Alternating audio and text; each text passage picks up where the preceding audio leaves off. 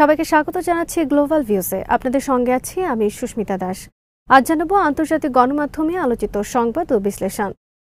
আরব ও ইসলামী বিশ্বের নেতারা সোমবার দোহায় এক জরুরি সম্মেলনে কাতারের রাজধানীতে হামাসের শীর্ষ প্রতিনিধি দলকে লক্ষ্য করে চালানো ইসরায়েলি হামলাকে অত্যন্ত উদ্বেগজনক বলে অভিহিত করেছেন। তারা হামলার নিন্দা জানান, ক্রমবর্ধমান আঞ্চলিক শঙ্কার বিষয়ে সতর্ক করেন এবং আরও উত্তেজনা রোধে ঐক্যবদ্ধ অবস্থান নেওয়ার আহ্বান জানান। সম্মেলনে কাতারের আমির Sheikh Tamim bin Hamad Al Thani বলেন, ইসরায়েলের প্রধানমন্ত্রী বেঞ্জামিন নেতানিয়াহু আরব অঞ্চলকে ইসরায়েলি প্রভাব বলয়ে পরিণত করতে চান। তিনি উল্লেখ করেন, নেতানিয়াহু সম্প্রতি ঘোষণা করেছেন কোনোদিন ফিলিস্তিনি রাষ্ট্র প্রতিষ্ঠিত হবে না। শেখ তামিম প্রতিশ্রুতি দেন, কাতার আন্তর্জাতিক আইনের আওতায় সব প্রয়োজনীয় বাস্তবসম্মত ও দৃঢ় পদক্ষেপ নেবে।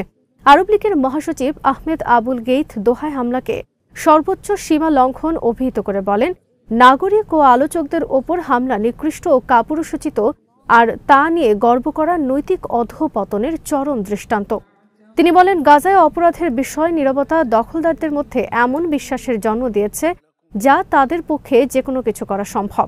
ইরাকের প্রধানমন্ত্রী মোহাম্মদ শিয়া আল সুদানি হামলাকে শান্তিপূর্ণ সমাধানের পথে নেতিবাচক সংকেত বহনকারী উত্তেজনা অভিহিত করে বলেন, গাজা ও পশ্চিম তীরে যা ঘটছে তা আর কেবল আন্তর্জাতিক আইন লঙ্ঘন নয়, বরং এক নজিরবিহীন মানবিক বিপর্যয়।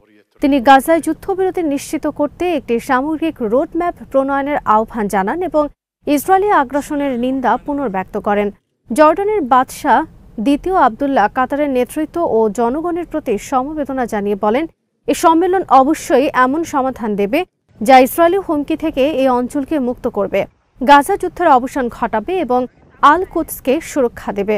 মিশরের president Abdel Fattah Al Sisi হামলাকে আরব ও ইসলামী বিশ্বের নিরাপত্তার জন্য হুমকি আখ্যা দিয়ে সতর্ক করেন। দখলদার সরকার সব রেড লাইন অতিক্রম করেছে। তিনি বলেন, আন্তর্জাতিক আইন ও রাষ্ট্রের সার্বভৌমত্বের প্রতি সম্মানের মাধ্যমেই কেবল নিরাপত্তা নিশ্চিত হতে পারে। তিনি সতর্ক করে বলেন, ইসরায়েলের অব্যাহত হামলা যে কোনো নতুন শান্তি চুক্তিকে দুর্বল করবে। দোহা সম্মেলনে তুরস্কের প্রেসিডেন্ট রিসেপ তাইপ এরদোয়ান সতর্ক করে বলেন, ইসলামী উম্মাহ ইসরায়েলের সম্প্রসারণবাদী উচ্চাভিলাষ ব্যর্থ করতে সক্ষম। তিনি বলেন, নেতানিয়াহু সরকার ফিলিস্তিন, লেবানন, সিরিয়া ও তিউনিসিয়ার উপর হামলা চালিয়েছে, আর আজ কাতারের উপরও হামলা করেছে। তিনি অভিযোগ করেন, তারা এই অঞ্চলকে বিশৃঙ্খলার দিকে ঠেলে দিচ্ছে এবং ফিলিস্তিনি জনগণের বিরুদ্ধে গণহত্যা চালাচ্ছে। এরদোয়ান বলেন, ইসরায়েলের সম্প্রসারণবাদ রুখতে প্রয়োজনীয় শক্তি ও উপায় ইসলামী বিশ্বের হাতে আছে। তিনি সতর্ক করেন, তেল আবিব দৃঢ় প্রতিরোধের মুখোমুখি না হলে থামবে না। তিনি ইসরায়েলি দখলদারিত্বের বিরুদ্ধে অর্থনৈতিক চাপ প্রয়োগের আহ্বান জানান। এরদোয়ান প্রতিশ্রুতি দেন, তিনি পূর্ব জেরুজালেমকে রাজধানী করে 1967 সালের সীমারেখার ভিত্তিতে স্বাধীন ফিলিস্তিনি রাষ্ট্র প্রতিষ্ঠান না হওয়া পর্যন্ত লড়াই চালিয়ে যাবেন। সম্মেলনে ইরানের প্রেসিডেন্ট মাসুদ পেজিশকিয়ান কাতারের ওপর হামলাকে একটি স্পষ্ট আগ্রাসন উল্লেখ করে এর নিন্দা জানান। তিনি স্মরণ করিয়ে দেন, গাজায় মানুষ কষ্ট পাচ্ছেন, বোমাবর্ষণ ও অনাহারে 64,000-এরও বেশি মানুষ নিহত হয়েছেন। তিনি সতর্ক করেন, কোনো আরব বা ইসলামী দেশ ইসরায়েলের নিশানার বাইরে নয় এবং এই অহংকারী সত্তার বিরুদ্ধে দৃঢ় ঐক্য গড়ে তুলতে হবে। লেবাননের প্রেসিডেন্ট জোসেফ আউন বলেন, হামলাটি মধ্যস্থতা ও আলোচনাকে হত্যা করার প্রচেষ্টা। তিনি জোর দিয়ে বলেন, দোহায় হামলা যেমন স্পষ্ট, তার প্রতিক্রিয়াও সমানভাবে স্পষ্ট হতে হবে। ইসরায়েলি ঔদ্ধত্যের পরিণতি কি হতে পারে তা হাড়ে হাড়ে টের পাচ্ছেন প্রধানমন্ত্রী বেঞ্জামিন নেতানিয়াহু। সাম্প্রতিক সংঘাতের পর রাজনৈতিক প্রতিক্রিয়া ও সম্ভাব্য নিষেধাজ্ঞার কথা উল্লেখ করে সোমবার তিনি সতর্ক করে বলেছেন, ইসরায়েল নিজেকে আন্তর্জাতিক ও অর্থনৈতিকভাবে বিচ্ছিন্ন অবস্থায় দেখতে পারে। অর্থ মন্ত্রণালয়ের এক সম্মেলনে বক্তব্য রাখতে গিয়ে নেতানিয়াহু বলেন, শত্রুভাবাপন্ন দেশগুলো সামাজিক মাধ্যমে বিতর্ক প্রভাবিত করতে বিপুল অর্থ বিনিয়োগ করছে, যা আমাদের এক ধরনের বিচ্ছিন্নতার দিকে ঠেলে দিচ্ছে। তিনি সতর্ক করে বলেন, অর্থনৈতিক নিষেধাজ্ঞা এবং অস্ত্র ও যন্ত্রাংশ আমদানিতে সীমাবদ্ধতার একটি বাস্তব ঝুঁকি তৈরি হয়েছে। নেতানিয়াহু দাবি করেন, কাতার ও চীনের মতো দেশগুলো পশ্চিমা গণমাধ্যমকে ইসরায়েল বিরোধী এজেন্ডায় প্রভাবিত করতে বট, এআই এবং বিজ্ঞাপনে ব্যাপক বিনিয়োগ করছে। তিনি বলেন, আপনি ফোন খুললেই তা দিয়ে আপনাকে আঘাত করা হচ্ছে, বিশেষত টিকটকে। এটি প্রচলিত গণমাধ্যমের চেয়ে অনেক বেশি শক্তিশালী। গাজার কারণে ইসরায়েল রাজনৈতিক বিচ্ছিন্নতার মুখোমুখি হতে যাচ্ছে মন্তব্য করে নেতানিয়াহু সতর্ক করেন, আমরা এক সুপার স্পার্টা হতে যাচ্ছে, আমাদের আর কোনো বিকল্প নেই।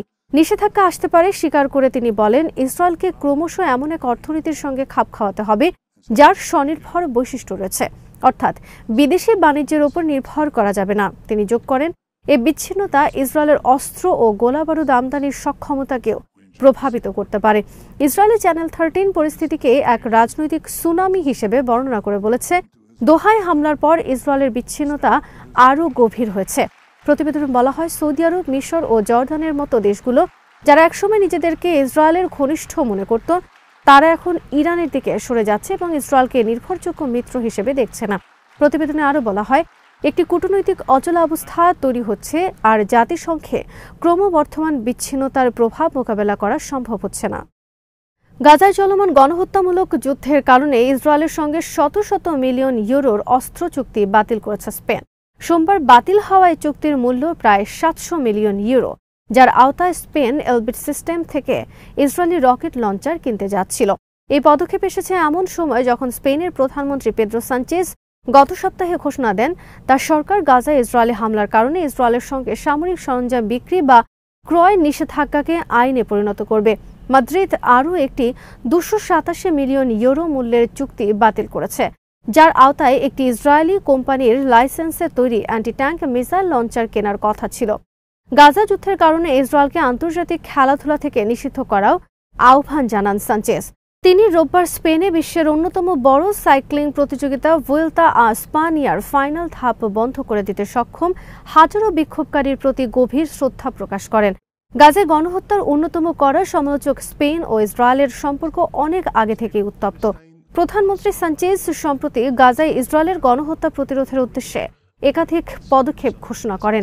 এসব পদক্ষেপের মধ্যে রয়েছে যারা সরাসরি গণহত্যা, মানবাধিকার লঙ্ঘন ও গাজায় যুদ্ধাপরাধে অংশ নিচ্ছে তাদের স্পেনে প্রবেশে নিষেধাজ্ঞা এবং অধিকৃত ফিলিস্তিনি ভূখণ্ডে ইসরায়েলি বসতিতে তৈরি পণ্যের উপরে নিষেধাজ্ঞা। সানচেজ গাজা ও রাশিয়া ইউক্রেন যুদ্ধ নিয়ে ইউরোপের দ্বৈত নীতির নিন্দা জানিয়ে গণহত্যা নিয়ে আন্তর্জাতিক প্রক্রিয়াকে একটি ব্যর্থতা হিসেবে আখ্যা দেন। তিনি গাজায় ইসরায়েলের গণহত্যামূলক আগ্রাসনের প্রতিক্রিয়াকে একবিংশ শতাব্দীর আন্তর্জাতিক সম্পর্কের সবচেয়ে অন্ধকার অধ্যায়গুলোর একটি হিসেবে বর্ণনা করেন। মার্কিন প্রেসিডেন্ট ডোনাল্ড ট্রাম্প সোমবার বলেছেন, ইসরায়েল কাতারে আর হামলা চালাবে না। ইসরায়েলের দাবি, ওই অভিযানের লক্ষ্য ছিল হামাসের শীর্ষ কর্মকর্তাদের হত্যা করা।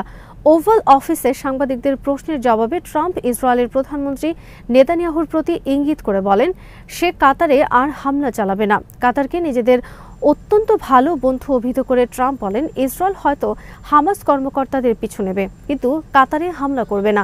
ট্রাম্পের এই মন্তব্যে ইঙ্গিত মিলছে নেতানিয়াহু উপসাগরীয় আরব রাষ্ট্র কাতারে থাকা হামাস নেতাদের বিরুদ্ধে অন্য কোনো পদক্ষেপ নিতে পারেন। দোহায় হামলার ঠিক আগে নেতানিয়াহু ট্রাম্পকে ব্যক্তিগতভাবে জানিয়েছিলেন। এক্সিওস নিউজ ওয়েবসাইটের এমন প্রতিবেদন অস্বীকার করেন মার্কিন প্রেসিডেন্ট। ট্রাম্প বলেন, না, তারা তা করেনি। কিভাবে হামলার খবর জানলেন এ প্রশ্নে ট্রাম্প বলেন, যেভাবে আপনারা জানলেন আমিও সেভাবে। হামলার পর হোয়াইট হাউস জানায়, ক্ষেপণাস্ত্র আকাশে ওঠার পরই মার্কিন সেনাবাহিনী জানতে পারে হামলা হতে যাচ্ছে। তখন সেনাবাহিনী প্রশাসনকে জানালেও ট্রাম্পের আপত্তি জানানোর কোনো সুযোগ ছিল না। এদিকে কাতারে গত সপ্তাহে হামলা চালানোর পর ফিলিস্তিনি প্রতিরোধ আন্দোলন হামাসের নেতাদের উপর আবারও হামলার কথা বলেছেন নেতানিয়াহু। তিনি বলেছেন, যেখানেই থাকুন না কেন তারা রেহাই পাবেন না। জেরুজালেমে সোমবার সংবাদ সম্মেলনে ইসরায়েলি প্রধানমন্ত্রী যখন কথা বলেন, তখন তার পাশে ছিলেন মার্কিন পররাষ্ট্রমন্ত্রী মার্কো রুবিও। রুবিওকে পাশে নিয়ে ইসরায়েলের প্রধানমন্ত্রী মন্তব্য করেন, প্রতিটি দেশের নিজস্ব সীমানার বাইরে আত্মরক্ষার অধিকার রয়েছে। গাজার স্বাস্থ্য মন্ত্রণালয়ের সর্বশেষ হিসাব বলছে, 2023 সালের অক্টোবরে শুরু হওয়া ইসরায়েলের রক্তক্ষয়ী আগ্রাসনে এখন পর্যন্ত অন্তত 64,905 জনের প্রাণ গেছে। সোমবারও 3 ফিলিস্তিনি অনাহারে প্রাণ হারিয়েছেন। আনাদুলু বলছে, সর্বশেষ 24 ঘণ্টায় হাসপাতালগুলোতে আরও 34টি মরদেহ পৌঁছেছে। আহত হয়েছেন আরও 316 জন। এ নিয়ে গাজায় আহত মানুষের সংখ্যা দাঁড়িয়েছে 1,64,926। অথচ ধ্বংসস্তূপের নিচে রাস্তায় পড়ে থাকা অসংখ্য লাশ এখনও উদ্ধার করা সম্ভব হয়নি। সহায়তার আশায় এগিয়ে যাওয়া মানুষও মৃত্যুর মুখে পড়েছে প্রতিদিন। গত 24 ঘণ্টায় ইসরায়েলি সেনাদের গুলিতে ত্রাণের জন্য অপেক্ষা করা আরও 3 ফিলিস্তিনি নিহত হয়েছেন। আহত 47 জনেরও বেশি। শুধু মে মাসের শেষ দিক থেকে এ পর্যন্ত সহায়তা নিতে গিয়ে 2,497 জন নিহত হয়েছে। আহত হয়েছে 18,000-এরও বেশি মানুষ। ক্ষুধা যেন গাজার নতুন মৃত্যুদূত। গত ২৪ ঘন্টায় অনাহারে মারা গেছে আরও ৩ জন। এ নিয়ে ২০২৩ সালের অক্টোবর থেকে অনাহারে মৃত্যুর সংখ্যা বেড়ে দাঁড়ালো ৪২৫। এর মধ্যে রয়েছে ১৪৫ জনই নিষ্পাপ শিশু। আজ এখানেই শেষ করছি। সবাই ভালো থাকুন, সুস্থ থাকুন আর দেখতে থাকুন বিডি ভিউজ। চ্যানেলটি ভালো লাগলে সাবস্ক্রাইব করুন, সংযুক্ত থাকুন আমাদের ফেসবুক পেজে।